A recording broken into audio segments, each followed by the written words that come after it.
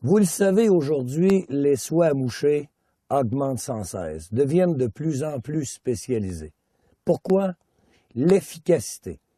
Peu importe la vitesse de l'eau, la hauteur de l'eau, les distances, les soies nous permettent de présenter la mouche exactement où le poisson est situé, ce qui donne un atout majeur aux pêcheurs pour prendre plus de poissons.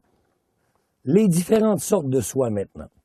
Il y a les soies level, qui sont des soies qui sont égales dans toute leur longueur. Ce sont des soies qu'on va se servir pour faire de la traîne en surface. Ensuite de ça, il y a les doubles fuseaux.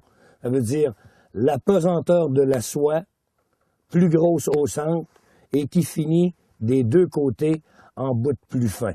Ces soies ont un avantage de faire de très belles présentations quand on veut pêcher à la mousse sèche, par exemple. Les weight forward, les fuseaux décentrés. Un 60 pieds de ligne égale et un 30 pieds qui grossit pour finir en queue de rat. Ce sont des soies que l'on va utiliser pour faire des lancers de distance et aussi pêcher dans le vent. Il existe aussi les shooting heads. Ce sont des soies pour couvrir de très grandes distances. Ils sont faits en deux parties.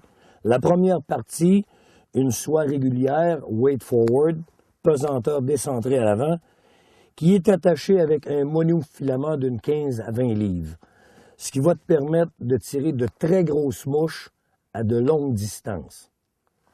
Il y a les soies flottantes, on le sait. Il y a les soies calantes dans toute la longueur que les gens vont utiliser pour faire de la traîne, gratter les fonds.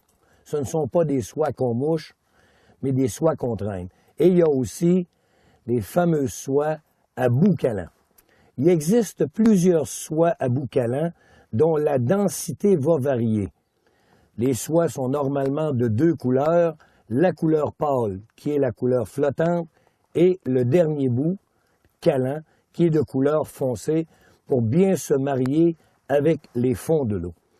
Il est très important quand on choisit une soie à bout calant de la choisir en fonction des rapides qu'on va utiliser, la hauteur et la vitesse de l'eau, parce que ces soies-là vont caler à des vitesses différentes.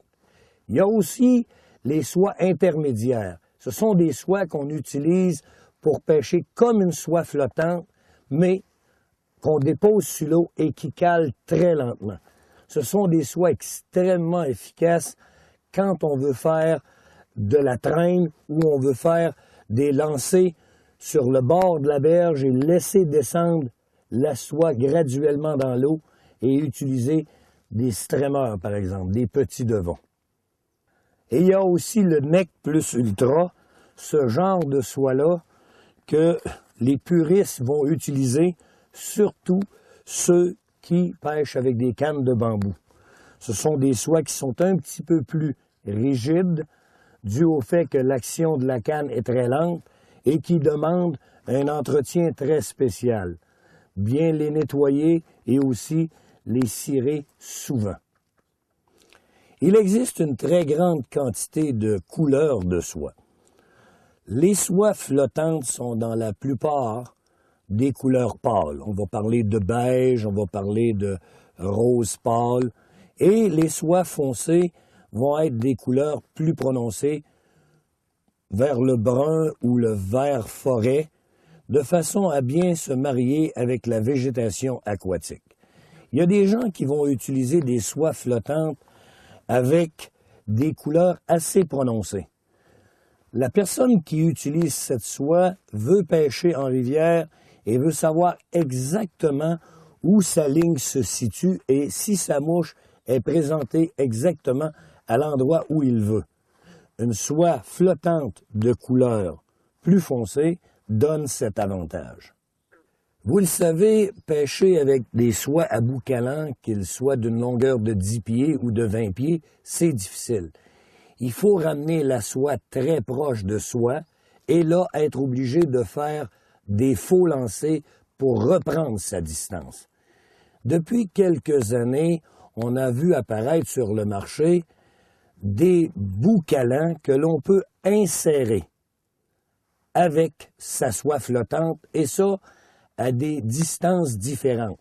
J'en ai un dans les mains présentement qui est à peu près de 18 pouces.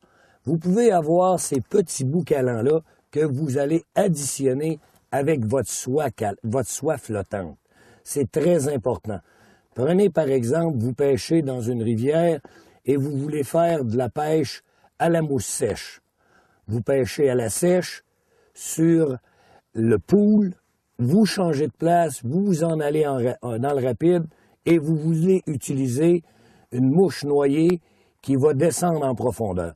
Vous allez avoir des poules et des rapides plus vite, moins vite, donc vous allez avoir l'opportunité d'installer ces bouts calants-là de la longueur et de la densité que vous voulez pour bien présenter votre mouche exactement où le poisson se situe. Il existe une grande quantité de longueur de soie. Si on prend les cannes spé, par exemple, les soies pour ces genres de cannes-là, la longueur va varier entre 34 et 52 pieds. Les soies conventionnelles, la plupart ont soit 80 pieds ou soit 115 pieds. Les soies flottantes sont faites de dacron qu'on enrobe d'un plastique plus ou moins flexible. Si on utilise un plastique un petit peu plus rude, plus dur, ça va nous permettre de faire des lancers à plus longue distance. Un plastique plus mou va nous donner l'avantage de faire des présentations plus douces quand on veut utiliser des petites mousses sèches, par exemple. La soie flottante, c'est un dacron recouvert de ce plastique que l'on insère à l'intérieur des petites bulles d'air pour la faire flotter. En ce qui concerne les soies calantes ou les soies à bout de calant, on va mettre de la poudre de plomb à l'intérieur du plastique, de façon à la faire descendre. La quantité de plomb qu'on va insérer dans ce genre de soie-là va aller avec la vitesse qu'on veut que la soie descende dans l'eau. Il est très important de bien entretenir sa soie à moucher, spécialement les soies flottantes.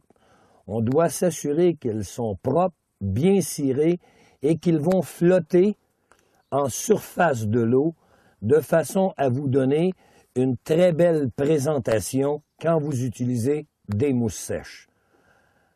Le travail est très simple.